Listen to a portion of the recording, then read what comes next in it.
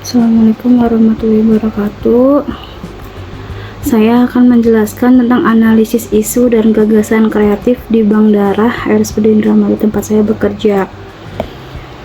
Sebelumnya, saya perkenalkan diri saya dulu. Nama saya Rizky Febri Fitrianti, kerja di Bank Darah RSUD Indramayu, jabatannya sebagai teknisi transfusi darah terampil. Dari Latsar CPNS Kabupaten Indramayu, Angkatan 3, NDH 36, Kelompok 4. Berikut analisis isu yang terjadi di Bank Darah RSUD Indramayu, yaitu isu pertama itu tidak adanya petugas khusus pengambilan dropping darah ke PMI.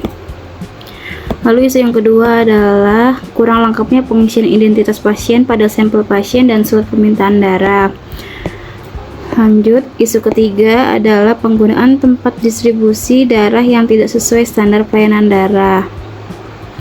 Jadi yang di sini isu 3 ini yang saat ini sudah terjadi kantong kresek. Lalu yang isu keempat adalah keterbatasan stok darah di Bank Darah. Jadi stoknya tuh sangat terbatas.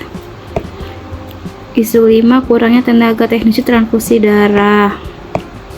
Dan selanjutnya isu yang keenam adalah kurangnya komunikasi antara petugas Bank Darah dengan petugas ruangan rawat inap maupun IGD di rumah sakit. Penetapan isu metodenya saya menggunakan USG, Urgency, Seriousness, dan Growth.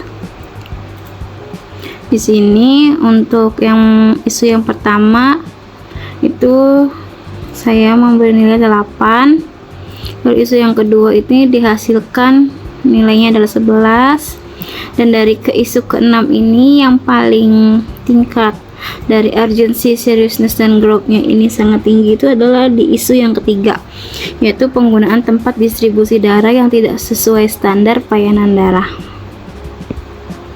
Kita jabarkan untuk mengetahui faktor-faktor penyebab dari penggunaan tempat distribusi darah yang tidak sesuai standar pelayanan darah di Bank Darah RSUD Indramayu itu menggunakan fishbone diagram, dimana kenapa sih distribusi darahnya tidak sesuai dengan standar pelayanan darah. Ternyata setelah saya kerja selama 3 bulan dapat kerja saya, ternyata belum ada tentang SPO atau standar prosedur objek tentang distribusi darah. Jadi distribusi darah ini belum tersedia SOP-nya. Lalu untuk dari sumber daya manusianya, di sini tidak mengetahui standar distribusi darah dan menganggap penggunaan kresek hal biasa. Jadi selama saya bekerja di Bank Darah, tempat yang digunakan untuk distribusi darah dari Bank Darah ke ruangan itu menggunakan kantong kresek transparan. Lalu untuk sistem pendukungnya itu tidak tersedia sistem pemantauan suhu darah. Lalu untuk peralatan dan sarananya tidak tersedia blood transport bag untuk distribusi kantong darah ke ruangan-ruangan. Dan kresek itu dianggap solusi cepat dan murah.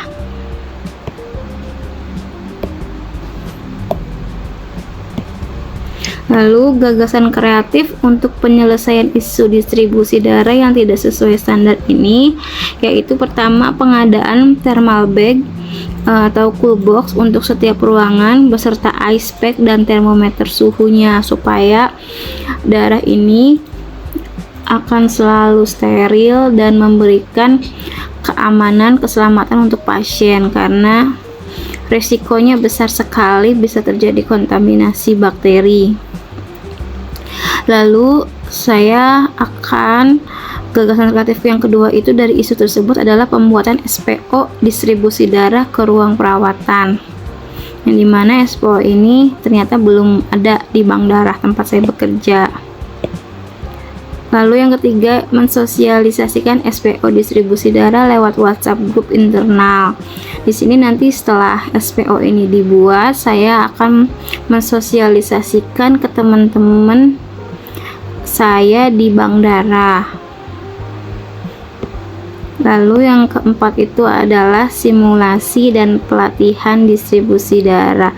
Nanti di sini saya akan memberikan simulasi bagaimana sih mendistribusikan darah dengan aman, tepat, dan cepat supaya dapat memberikan keamanan darah untuk pasien. Baik, itu saja. Terima kasih. Assalamualaikum warahmatullahi wabarakatuh. Mohon maaf bila ada kurangnya.